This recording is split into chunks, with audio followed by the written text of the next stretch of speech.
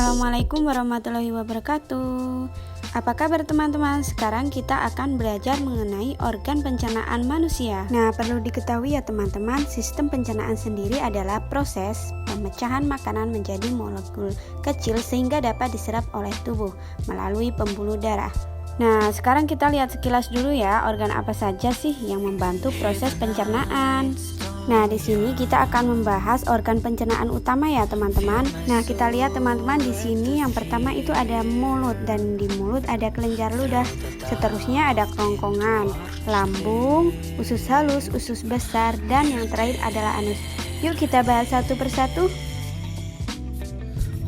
Organ yang paling utama dari proses pencernaan adalah mulut.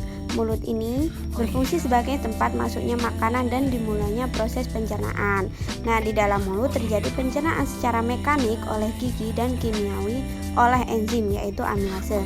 Kita lihat ya teman-teman, di mulut ini ada gigi, kelenjar ludah, dan lidah. Lidah ini fungsinya untuk membolak-balikan makanan ketika proses pencernaan dimulai, dan gigi untuk merobek-merobek makanan, mencabik-cabik, dan memotong. Organ selanjutnya yang kedua yaitu kerongkongan. Tenggorokan atau faring merupakan saluran pencernaan yang menghubungkan rongga mulut ke kerongkongan atau esofagus. Makanan yang ditelan dari mulut masuk melalui faring dan diteruskan ke kerongkongan. Nah teman-teman, perlu diketahui ya, pada dinding kerongkongan terjadi gerakan peristaltik loh, yaitu gerakan meremas-remas dan mendorong makanan menuju ke lambung. Sekarang kita akan melihat organ pencernaan yang ketiga yaitu lambung. Di lambung terjadi pencernaan kimiawi, di mana makanan dicerna oleh enzim dalam getah lambung yang dihasilkan oleh sel kelenjar dinding lambung. Nah, getah lambung terdiri dari pepsin, yaitu enzim yang fungsinya memecah protein menjadi pepton. Lalu ada asam klorida, yaitu asam yang berfungsi untuk membunuh kuman dan bakteri pada makanan serta mengaktifkan pepsin. Di sini ada fungsi lambung yaitu untuk mencerna protein, menyimpan makanan selama 2-5 jam, dan mematikan mikroorganisme berbahaya yang ada.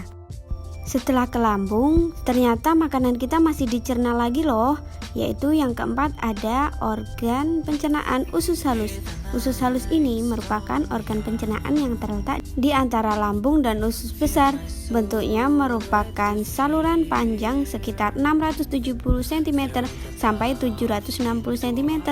Nah, usus halus dibedakan menjadi 3 ya, yaitu duodenum, jejunum, dan ileum.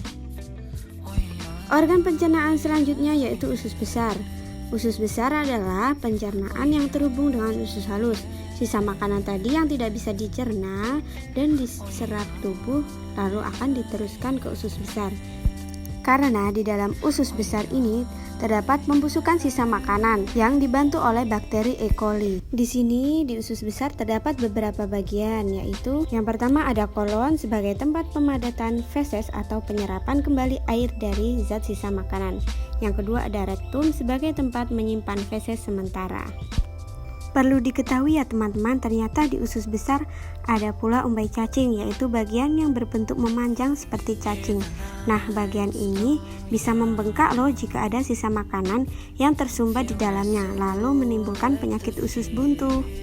Nah, setelah makanan yang kita makan sudah diproses oleh sistem pencernaan, lalu nutrisinya sudah diserap oleh tubuh dan terdapat sisa-sisa makanan yang nantinya akan dibuang melalui anus ini ya teman-teman, yaitu pembuangan sisa-sisa makanan atau feses. Selesai sudah materi tentang organ-organ pencernaan. Tunggu pembelajaran selanjutnya ya.